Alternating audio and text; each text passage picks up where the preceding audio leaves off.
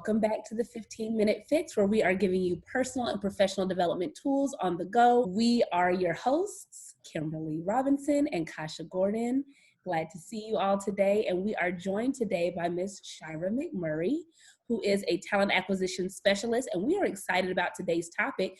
I think there's a misconception, Kim and Shyra, correct me if I'm wrong, that there's not a lot of preparation we can really do for an interview, right? We may not know all of the questions ahead of time. We don't know who's going to sit on the panel a lot of times.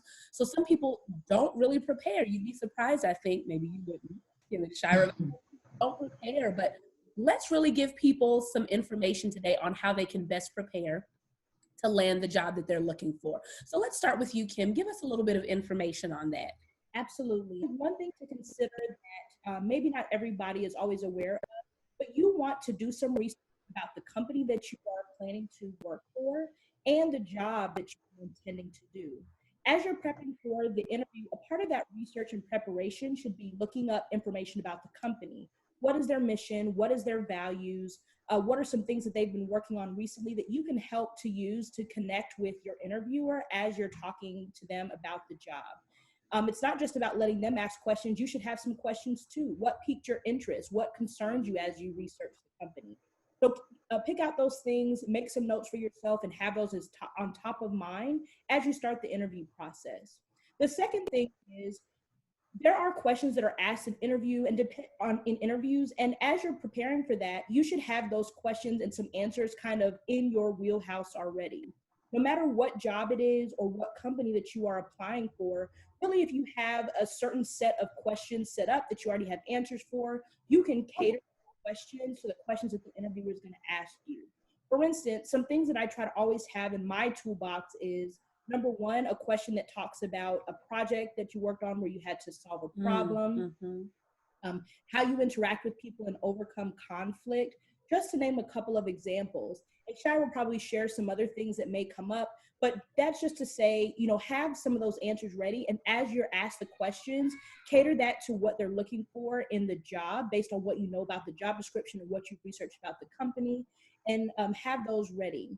Then you want to be sure that with those questions that you have them ready and that you are ready to ask questions about the job after that. Sometimes you'll say, do you have any questions? And that seems like really a generic question to ask. I know that for me, I usually have to prep for those questions. Some people are better about coming up with questions on the spot, but I also prepare questions to ask about the position itself or the company that will help to reiterate your interest. That also gives you an opportunity to connect with your interviewer, to let them know that you've done your research, to let them know that you have done your due diligence and that you're the right person for the job. And sometimes it may spark other conversations that may stir off from the more formal interview that will really help to seal the deal. One of the questions that I've noticed interviewers, and I've had my fair share of interviews, I've worked at, dozens and dozens in my life, but one of the questions that comes up that I think throws a lot of people off, but it's a simple question, but that question is, why this place? Why company ABC? Why Google? Why Apple, Amazon? I'm just naming some big ones. Whatever you want to do, a lot of intentional hiring managers will ask you, why did you choose this place? And I think that that is really an answer that people need to give some intentionality with preparing.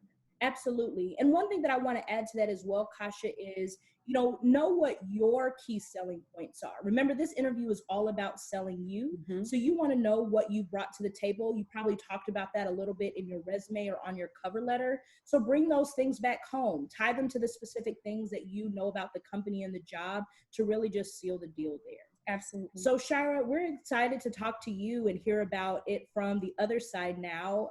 Let's share some tips with our fixers today. Yeah, thanks, Kim. Preparing for the interview, as Kasha mentioned, people have that misconception that, well, there's nothing I can do to prepare. There's tons you can do to prepare. Definitely you want to study the company itself, know the basic things about the company, the mission statement, the vision, their history. I don't know how many hiring managers I've had of I just asked them if they knew about our organization. They didn't even know when we were founded, or, just really simple things like that. And some people really take that personally. Some hiring managers take that personally, that you didn't do your due diligence to know about the company that you're trying to apply for and that you want to become a member of their team. So it is important to hiring managers to know the basics about the organization. So at least, hit their homepage. If you don't have a lot of time, hit the homepage, know what the vision, mission statement is, when they were founded, who is the CEO, who are the important people. If you can find out who you're interviewing with, I also think it's always a good idea to just do a little search on that person, look them up on LinkedIn, different things like that, to try to find out a little bit more information about them, to find a way to try to connect with them personally. As you mentioned, there's going to be, 5 to 10 people interviewing for the job. You all look the same pretty much on paper, right? So you have to find some way to stand out. And I think finding a way to personally connect with the person that you're interviewing with, or the people that you're interviewing with, is really important. And knowing about the organization, knowing a little bit about the person that you're interviewing with is always helpful. For me, I always feel like I've aced an interview when I can make them laugh. I don't know why. In my mind, I think I'm funny. So I feel like if I can make them laugh with one of my corny jokes, like, I got the job, So it's like, find that one thing about yourself that makes you stand out. I know sometimes people get, not confused, but they think, oh, this is an interview, it's professional. I need to, be buttoned up and, really, on point all the time, which you should when you're going through the interview itself and you're answering their questions. You definitely speak professionally and engage in a professional manner. But, the time that you spend prior to the interview, or maybe they're going to take you to lunch or they take you to dinner, those things, be yourself. Because in those moments, they're connecting with you and they're thinking, can I hang out with this person after work? Right. Is this somebody that I want to stand around and talk to? Because unfortunately, I won't say unfortunately, but that does weigh a lot in someone's decision when they're making the selection of who they're picking. They're thinking, can I hang out with this person? Do they seem, funny enough? Will they mesh with the team? All of those things are deciding factors in their decision. So if you can take the time ahead of the interview to do a little research, get to know the organization, even look at the page of the department that you're applying for. See if you can find out, some of the other people that are going to be on your team, because they could be on your panel, or you could just, inadvertently be introduced to them. So if you can find out something about them while you're shaking their hand, and you find out, oh, they like the Houston Texans too, or clearly I'm in Houston, but go Texans, right? But you find some way to connect with someone on a personal level, because it goes a long way, and that's what will stick in their mind when after the interview they're discussing everybody, and they're like, oh, well, so and so was so cool because they brought up the fact that they went to a Texans game last year, whatever. It seems really simple and not relevant, but when we're in a professional setting and we're hiring for a professional job, that personal is always a factor. Mm-hmm. And depending on that hiring manager, it can weigh more than in some instances. That personal piece can even weigh more than that professional piece, right? So you want to take the time to do a little bit of research, okay? And also really know your resume. And I know that sounds silly, but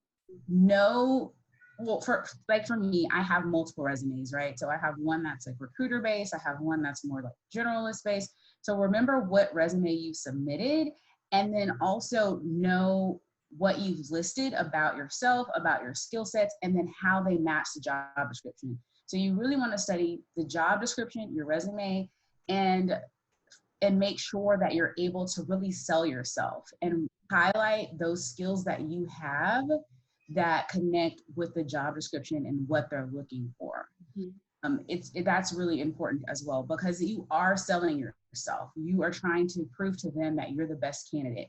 And the better you know the job, and the better you are to speak, the better you are to speak to those important factors, that makes you stand out as well. And preparation is also possible too, as far as questions. There's millions of questions that you can Google online. A lot of organizations use what they call behavioral based type questions, where they're trying to get at how you handle certain situations, as Kimberly mentioned, a time when you worked, on a project, on a special project. They like to also know how you're going to work and relate to others. How will you work in group settings? Most organizations rely heavily on you working in teams, working in groups. So knowing how you function in a group, what role do you play in groups? Do you have leadership skills? If that job requires you to supervise others, they're definitely going to ask you questions about your experience as a supervisor, your experience dealing with difficult people. That's always a question, because every job you have, it's connecting with others, it's customer service, so you're going to have difficult people. How do you handle those situations? I think behavioral-based questions have become so popular because it's the next best thing to being able to actually go to your job and see you in action, right? It's giving you that opportunity. So make sure that when you're answering those behavioral-based questions, you're doing so fully. You're telling them about your actions, what you did, and then also giving them the results, because that's really important, right? You did this project, you worked with this team, your role was the leader, and at the end of it, your project was the best one out of the whole team, right? So you want to give them a full explanation of that experience so that they can get a full preview of how you work in those particular situations or settings. So that's really important. Also, you want to have reasons or explanations for any gaps in your resume, because sometimes hiring managers will focus on that, and that could be a deciding factor too, helping them to understand why you have gaps in your resume. I think something that we're learning on the professional side, or organizations are learning, is that this generation tends to change jobs a lot more than generations before. You don't really stay at the job for 25 years, 30 years anymore. So, but you're being interviewed by that generation of people a lot of times. So when they see that you change jobs every 2 years or things like that, they might not quite understand. So it's really good to prepare an explanation as to why.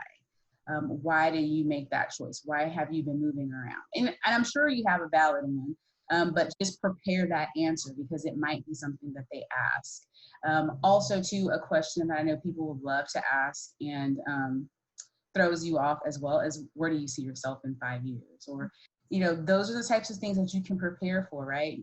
Coming up with the right answer to where you don't sound so overambitious and say, oh, I want your job in 5 years, right? Right. That, but you don't want to sound, right? You don't want to sound like you have no ambition at all either, right? So, coming up with the right happy medium for those sorts of questions, and letting them know that you're eager, you're ready to be a part of the team. Always try to be as upbeat as possible too. I've had hiring managers be like, they were so quiet. They were, they had no facial expression. And I know that sounds silly because it has zero to do with your knowledge, but that is what sticks out to people. So when you meet someone face to face, your interview, you want to always be upbeat. You want to be smiling. You want to be engaged.